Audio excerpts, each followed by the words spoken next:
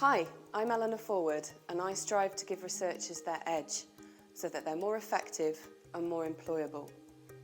I'm a researcher developer in the Researcher Academy, which means I convene and deliver courses on doctoral processes and transferable skills to researchers across the university, leading on public engagement skills and convening the new public engagement programme. For over 10 years now, I've been running New Perspectives, a public engagement event partnered with Lakeside Arts, and I also prepare researchers for the 3-minute thesis competition. Aside from public engagement, I'm a qualified and experienced project manager, and I design and deliver project management courses.